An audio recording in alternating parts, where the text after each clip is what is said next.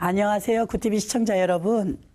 반갑습니다. 저는 인천 논현동의 충원교회 김미숙 목사입니다.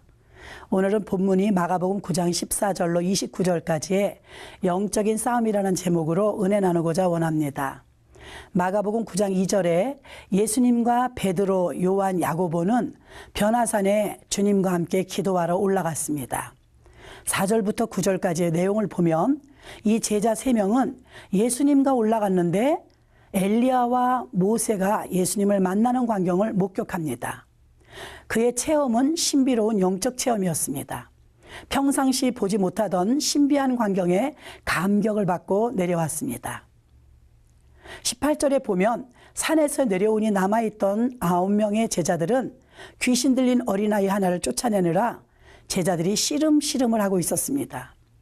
귀신 들려 벙어리 되고 귀먹은 아이를 그의 아버지가 데리고 왔는데 제자들이 고치지 못하고 씨름하며 해결하지 못하고 있다고 산에서 내려오시는 예수님께 그의 아버지가 말했습니다.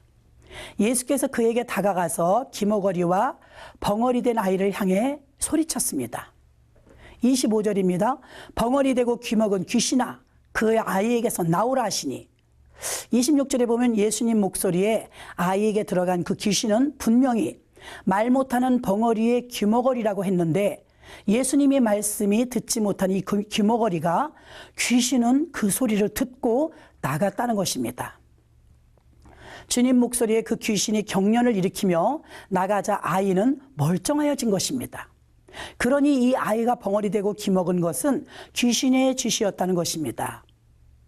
21절에 그 아버지가 말합니다. 어릴 때부터 듣지도 못하고 말도 못했다고 고백합니다. 주님 목소리를 못 듣게 하는 것도 귀신 짓일 수 있습니다. 귀신이 아이를 죽이려고 물에도 불에도 자주 던졌다고 22절에 고백합니다. 그동안 이 아이를 벙어리와 듣지 못하게 한 것은 정체가 귀신이었다는 것이죠. 죄가 있는 곳에 귀신이 운집하는 곳이 아주 많습니다. 나의 몸을 죄가 거처하도록 내주지 말아야 합니다. 고린도전서 3장 16절에 보면 우리의 몸은 성령이 거하시는 거룩한 성전이라고 말했습니다. 주님의 목소리가 들려 영적으로 들을 수 있는 귀가 되어 우리는 예민해야 할 때입니다. 계시록 2장 7절에 보면 귀에 있는 자는 성령이 교회들에게 하시는 말씀을 들을지어다. 물론 피곤한 일을 하거나 더운 날씨로 몸도 나른하고 늘어지기 쉽지만 그래도 우리 영적으로 예민해야 합니다. 만약에 지옥에 들어가 있어도 우리가 감각이 없을까요? 십자가에 달린 예수님이 그 아픔에 대해서 무감각하셨을까요? 우리는 얼마나 영적으로 둔합니까? 100원짜리 동전 하나 줘서 우리를 구원한 게 아니라 하나밖에 없는 독생자 아들을 주셔서 우리를 귀하게 구원하셨으니 우리는 깨어 있어야 합니다. 교회에서나 가정에서나 직장에서 사람들과의 사이에 속상한 감정적인 소리는 아주 잘 들립니다. 그리고 내 자존심을 건들면 못 참습니다. 여전히 성령님의 소리와 하나님의 말씀엔 둔한데 듣지 못하고 있으면서도 세상적인 소리에는 아주 예민합니다. 원수인 귀신이 귀를 듣지 못하게 막고 있을 수 있다는 걸 우리가 알아야 합니다. 29절에 9명의 제자들은 기도의 산에 예수님과 같이 있지 못했고 귀신과 씨름하고 있었다고 말합니다. 주님이 오셔서 아이에게 있던 귀신을 쫓아내고 제자들은 예수님께 물었습니다. 우리는 왜 귀신을 쫓아내지 못했습니까? 라고. 주님께서는 이런 이유는 기도 외에는 없느니라 라고 말씀하셨습니다. 기도하러 올라갔던 베드로, 요한, 야고보 3명의 제자는 예수님과 동행하고 기도의 변화산에 올라가 모세와 엘리야를 보는 감격스런 영적인 신비의 황홀경을 보았고 일반적인 사람들이 경험하지 못하던 영적인 신령한 경험을 이날 한 것입니다. 이것은 아마 그들의 일생 평생에 잊지 못하는 간증거리이며 큰 경험이 되었을 것입니다. 그런데 같은 시간 남아있던 9명의 제자들은 귀신 들린 어린아이 하나를 9명의 주의 종들이 씨름하고 쫓지 못하고 있었습니다.